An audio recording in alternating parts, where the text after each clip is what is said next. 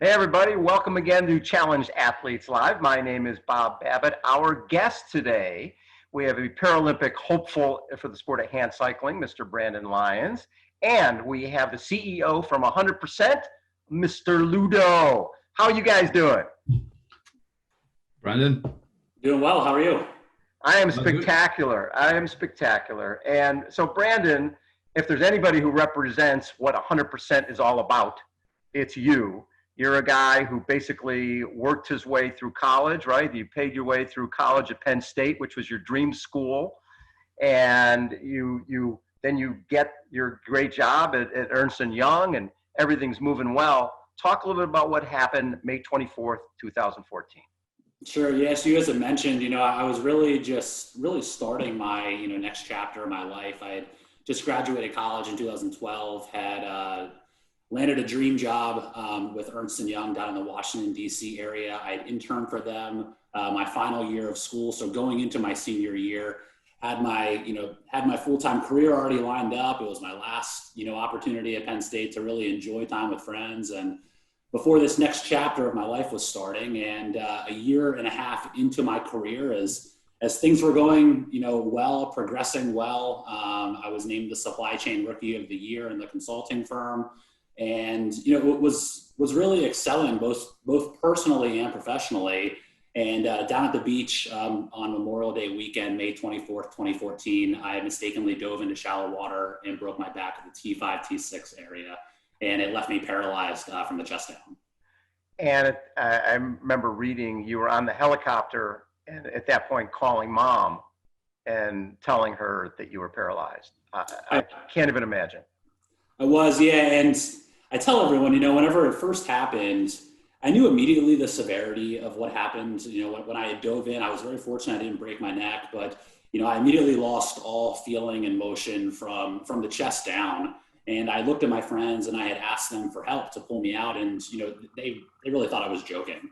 And then it wasn't until that second time when I said, I really need you to pull me out of the water now, was when it really sunk in. And I was brought out to a parking lot, and the helicopter then came to airlift me out.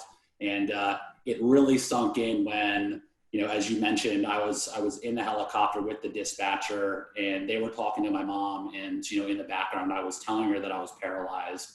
And, no mother, no father wants to hear that from their son, that their only child is going through some life-altering event. So I don't think they were ready to accept it yet, but, at an early stage, throughout the whole injury, I really came to a grasp of, this is pretty bad. This is pretty severe. And so Ludo, as a guy who your sunglass company, 100%, is way more than a sunglass company. It's a brand that represents something very special. Talk a little bit about when you hear a story like that, and here's a young man who has gone from that to become a Paralympic hopeful and first hand cyclist to be at the Olympic Training Center, all of that. How does that make you feel in terms of the connection with CAF and 100%? Well, it connects even further than that, because I used to race motorcycles pretty seriously, almost professionally when I was younger. And I raced rallies, like the Dakar rally and stuff like that for 10 years. And I've had so many friends get injured. I've been witness and present in similar kind of accidents and history and stories, and so it's pretty close to home. I have people I personally known for years, and what's really amazing is that David Bailey, and we'll talk about David Bailey another time, but who's been very involved, and one of the reasons we got involved with you guys was a supercar star in the US, and in 1986 got injured and got also paralyzed, and Brandon knows him, and that was a big deal in the industry back then, and so in the sport. So through my racing and through my involvement in the sport, I've had so many people in moto and in bike having the same kind of accident and the same stories, and sometimes worse, that it hits home personally, not just with the business. But when to return to your question about 100%, yes, we do a lot more than sunglasses. Sunglasses came along after we developed other product categories like goggles. Mainly, we're the leader in goggles. But You know, 100% is a company that its logo, its brand, and its message, it's all the same, and everybody gets it. It's the same in every language, in every culture, and so there's no need for a translation. Everybody gets it. Everybody knows what it means, and so some people say, oh, you know, your brand, the brand. Some people are trying to come with us to go to us with brand Bible marketing stuff. You know, all these miracle stories that they have to come up and put on paper. And I'm like, what do you want to write? What do you want to say? What else is to say than just 100%? And, you know, and then they start to say, oh, world champions, you know, everything it means to be a world champion, to be this, to be that. I'm like, no, you don't get it. 100% is not about being world champion. 100%, it can be anybody, any age, any capacity, as long as they give 100% of what they can. That's all that matters. Then they can carry that badge as a badge of honor. But thinking only a guy who's attained all those titles and all those championships in the world and his fame, it deserves that 100% badge? No. Of course, it took a lot of work and talent sometimes, and sometimes more work than talent, to be a world champion and be a famous person, but it's not about that. It's really about everyday folks who actually give 100% in their life into everything that matters to them. And that's about it. So for us, obviously, without being able to put on our triathlon or our bike rides this year, we've created the CF Community Challenge presented by Vega, and you guys at 100% have come on in a huge way to support that. This goes with what 100% stands for. We're trying to make sure we take care of our athletes 100% during a pandemic. And you guys have become a great partner in making us make that happen. For sure. And, you know, I can thank David Bailey, who made me first aware of CF by wearing the logo when he won Ironman in his wheelchair. And also Bill Walton, who's a local San Diegan and who was actively involved with you guys and has benefited also personally, physically from your care and your guys' involvement. So, I mean, it's, you know, to us, we're in San Diego, so being involved in some ways with an organization like yours, who cares for people who are not in a capacity at the beginning when they have an event in their life, who are not in a capacity to give 100% because they don't have maybe the surrounding, the people around them, the knowledge, but also the support, financially or, you know, material or even spiritual and psychological, to be able to partner with you guys on a local level because you're local like us, but because your reach like us is global. You know, we would for sure be involved in some local organization that's a charitable organization, but how much reach, how much bandwidth do you get with a local company, a local organization? And when we, you know, when all the dots connected with all the people we have in common, just everything pointed out to you guys, and the spirit of Challenge Athlete Foundation and the spirit of 100%, of giving 100% and being 100%, when all this is not only in the same town, but also has a global reach, I mean, it just, you can't ignore all the signals and the, you know, I don't know what you call it, when all the karma. It's karma. Yeah, the karma, all the angels are pointing. Oh, and Bill Walton is an angel. David Bailey, yes. You, Bob, is an angel for creating this organization. And so, you know, people like you guys deserve support from people who can actually understand or connect with that spiritual effort. And so it's great to see some companies who can afford to do it. And I'm grateful that we can still do it even in this pandemic, because the sports and business, which is the outdoor business that we're in, all the cycle companies, the moto companies, and everything we do is booming because people want to get out.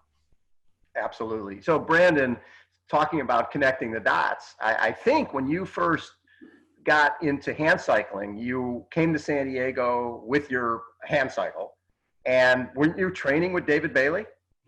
I did, yeah. So I actually owe a lot to David. He was the one that actually got me into this and really pushed me to chase this dream. And it was funny, it actually ties into another another challenged athletes, representative as well. So I had just moved out to San Diego in 2015, and I was going through a stem cell clinical trial right at UC San Diego, right there in town. And when I was out there, my hand cycle was back home, and I'd gone home for the holidays, and I told my parents that I'm going to bring my hand cycle out to, San Diego, just because, it's a great opportunity to really get outdoors and really see San Diego right up and down the coast. It was gorgeous. So I told my parents, and immediately they were like, how are you going to get the hand cycle out there by yourself? How are you going to get in your car? How are you going to ride? All of these questions that I had not done. I was just a year into my injury. And I had just told them this is something that I needed to do, and I was going to find a way. And it was the first time that I took the bike out. I was on the trail just north of Oceanside, and a guy comes up to me and he screams out Ricky James. So who was another athlete? He thought I was Ricky James. I have never heard of the name before, and I was like, no, I'm Brandon Lyons. And he was like, oh, you need to come ride with one of my friends. His name's David Bailey. And I'm not a motocross athlete, was not born into that world. So I didn't know who David Bailey was at the time either. I was like, oh, I'd love to go ride with another guy in a hand cycle. So he brought me forward, and, we'd finished that first ride, and he said, go home and just Google David Bailey.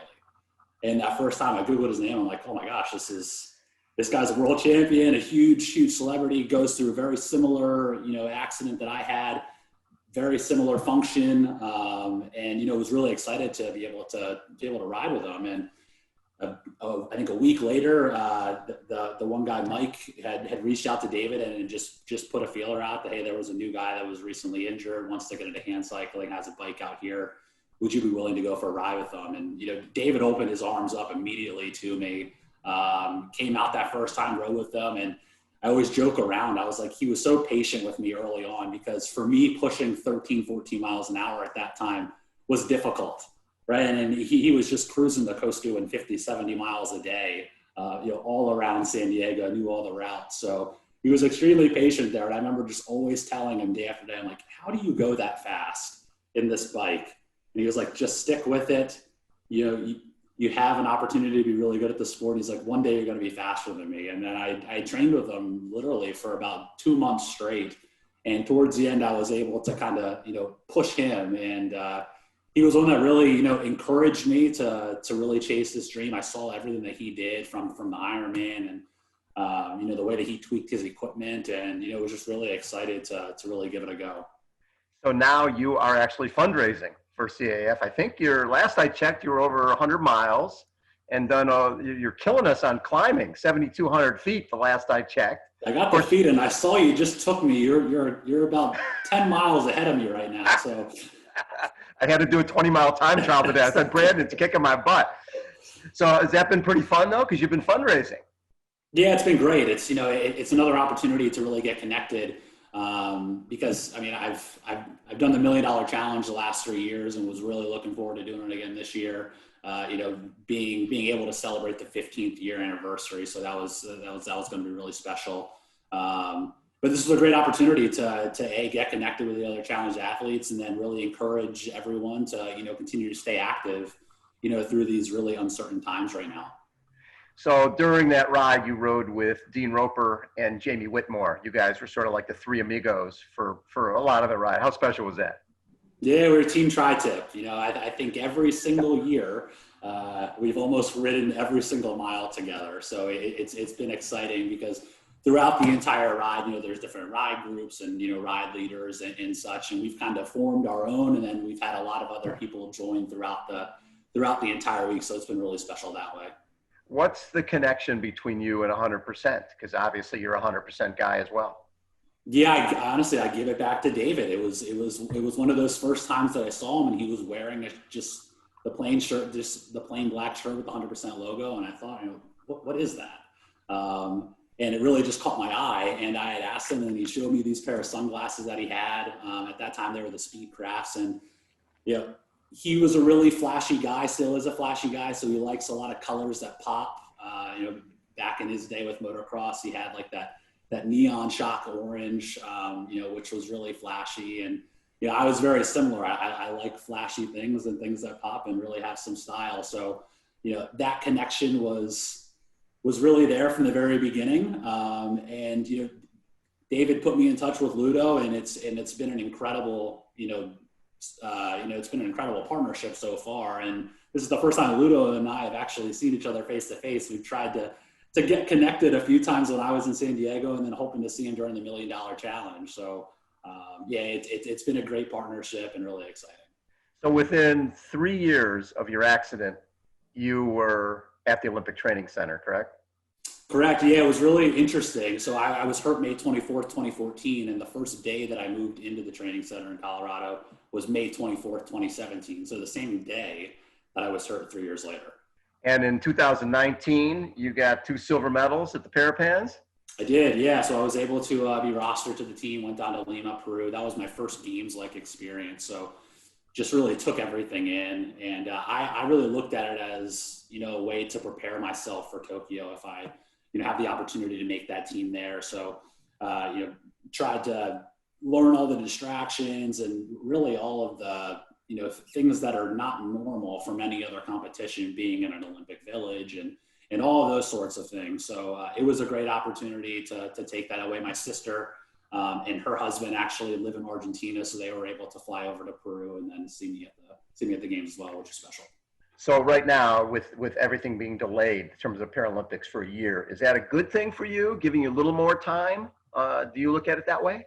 Yeah, that's really immediately the way I took it. I mean, I'm not going to lie. When it first happened, being an endurance athlete, as you start to peak at certain times. And right before COVID hit in March, we were really gearing up to start our season. And this was going to be we had about 3 competitions to help Team USA qualify points, and then, give us an ability to then make the team at our selection event, which is going to be in June. And right before COVID hit I could really start to see myself peaking, and, training was getting easier. It was getting better.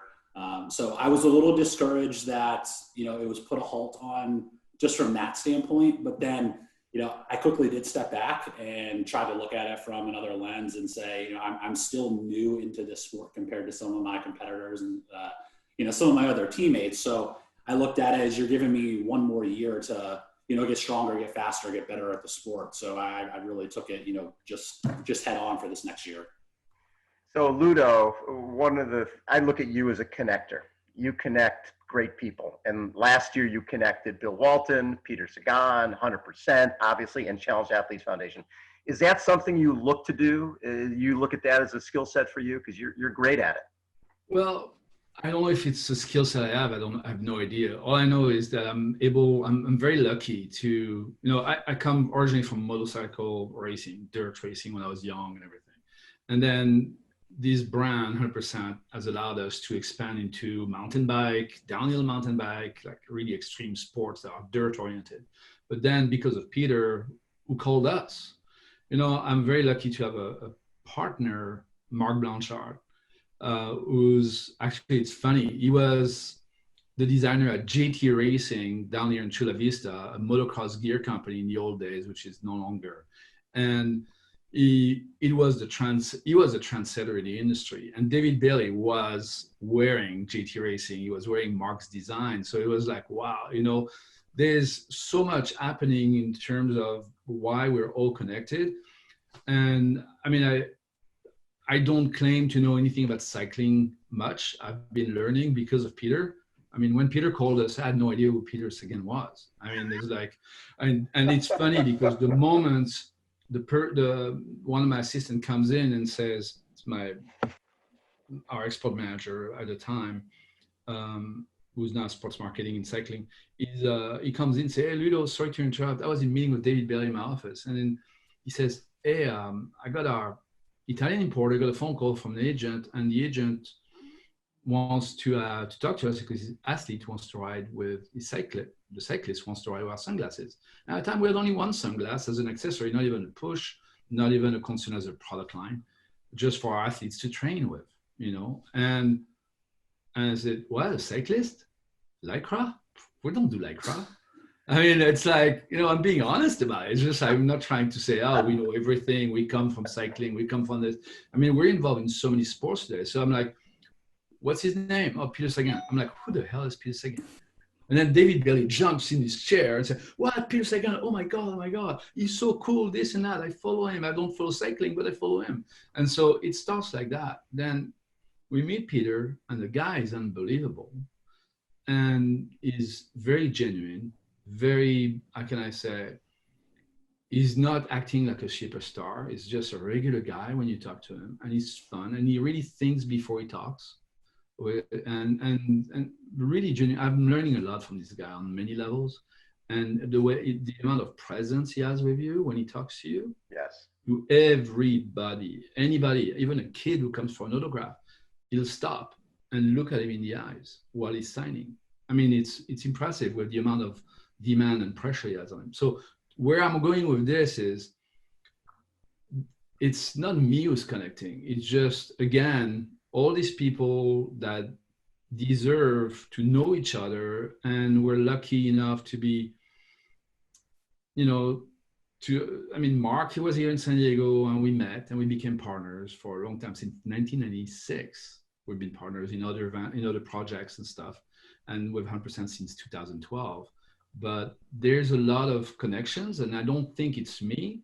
I think a lot of Mark's work, because he's the creative director in our business, is really good at making a company look really good and really clean, and it attracts a lot of interest from a lot of people from different horizons. So these people reach out to us.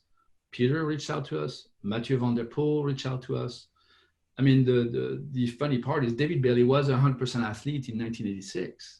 Yep. Since 1984, actually, till 1986, he was wearing the logo for what the brand was, because it came from motocross. So all these connections, they're just there. I'm not the one creating them or actually making it happen. They just happen to be there, and we're lucky to just. I'm just paying attention. I'm trying to really pay attention to the signs, and that's about it. Ludo, thank you so much for taking so much time. Thank you for all the support of the CAF Community Challenge. We love it, and all the support you've provided us over the last couple of years. You guys are the best, and I think it can't be better to have an athlete like Brandon representing the brand as well. For sure. I mean, Brandon is so impressive into all he does, and so we're really, really happy to support him. And there are more people out there that we don't know yet, that fortunately you're the connector. Your organization is the connector that connects us and connects many people to many other connections out there in the world. And it's beautiful, the work you guys are doing. And we're just, I'm not proud to sponsor you, to support your organization and your services, the service you put out there. Yeah, you're really in service, but I'm just honored that we can actually be part of it. Love it. Hey, thank you both for taking time to be on Challenge Athletes Live. This was really a treat to catch up with both of you. Thank you so much. Do that, guys. Thanks, Bob. Thanks. Bye, guys.